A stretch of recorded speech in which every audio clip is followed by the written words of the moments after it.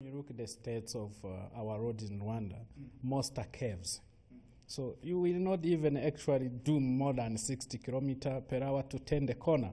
And our road in Rwanda, actually we have pedestrians, we have animals, we have students. Our roads are smaller. So we cannot allow our drivers to speed more. So we have to control them by installing those devices. Actually, a human being, you cannot just control him, but we control a vehicle. So whatever he wants to speed, it won't allow. So it's important that we have to monitor those vehicles and we save the lives of our citizens. Pascal, you're talking about this and it's rather very interesting because we all are what makes up the country and of course are contributing back to the economy. If it weren't for the people, there wouldn't be Rwanda. But tell me, we saw a significant drop in road accidents, of course, by cars, which has speed governors. What about motorcycles? Thank you so much. Beautiful questions.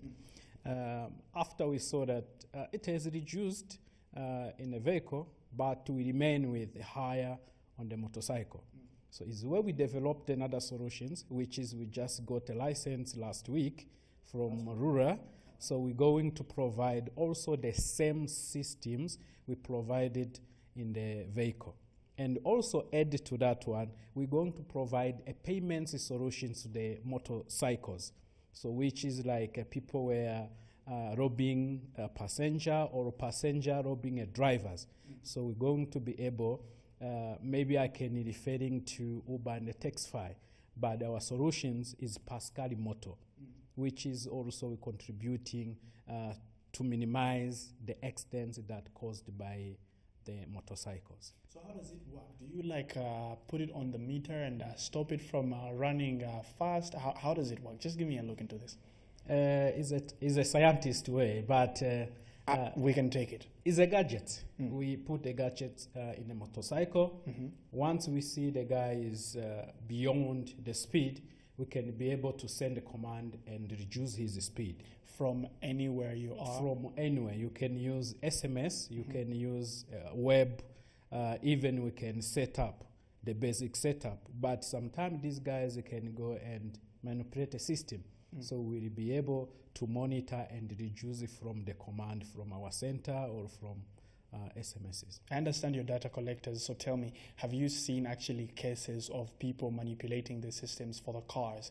And if so, how many at least? Actually, when we started the project in 2017, they were huge. They were between 300 to 500 monthly. But when we brought online speed governor, the old one was analog.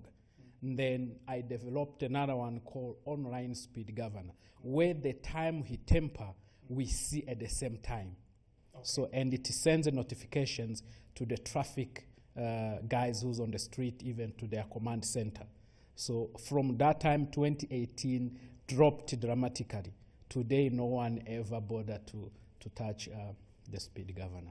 You're one of the few SMEs that can clearly state that, of course, policies have worked in your way, because you just mentioned that you got a license last week from the Rwanda Utility Regulatory Authority. That means there is a regulation for that particular conversation. But tell me, we still understand that about 70% of the jobs created in African economies, Rwanda for a start,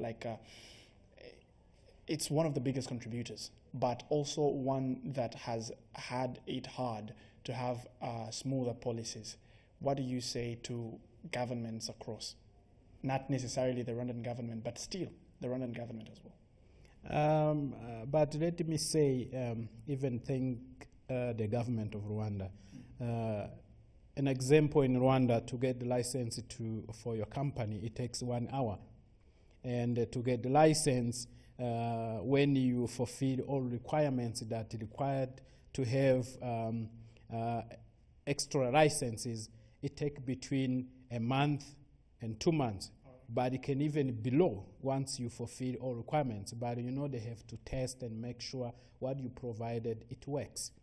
So in Rwanda, it's easy to do business in Rwanda.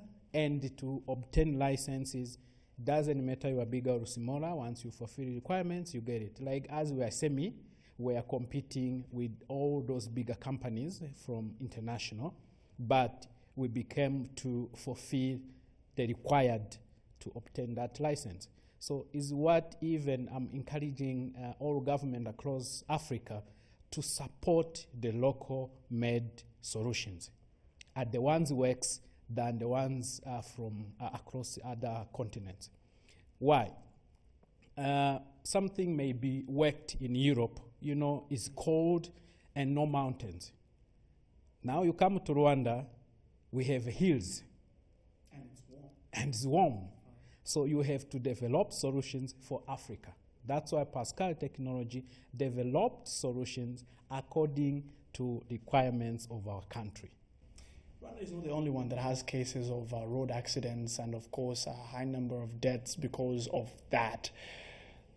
What are we looking at in terms of scalability? That was a good question, and you are not the only one asking me that one. Everyone say, okay, Pascal, you have changed the game in Rwanda. You have reduced the extent. Why don't you come to our countries? All right. Tell me, why don't you So, and you know, Kenya started that business before us. And totally, it was like a mess, if I say that. I'm sorry to say that. Because it was analog, everyone will disconnect. People will never know. But now, they learned from us. Now they're implementing online speed governance. So today, we have also opened Kenya because they have required us to come and give them how did we manage it.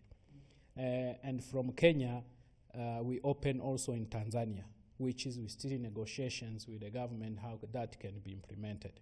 Today, as we're speaking, we're already implementing in Zimbabwe. So in coming year, we wanted to go in Western. Like now we have inquiry from Burkina Faso and Ghana. So in 2 years to come, we want to go beyond Rwanda or East Africa and closer to African continent. And that is contributing to economy. The money will come back to Rwanda. When you say outside of the African economy, doesn't that necessarily mean that you will also be doing exactly what Europeans are doing, a one-shoe-fit-all policy? Actually, my belief is to do what is African wants. All right.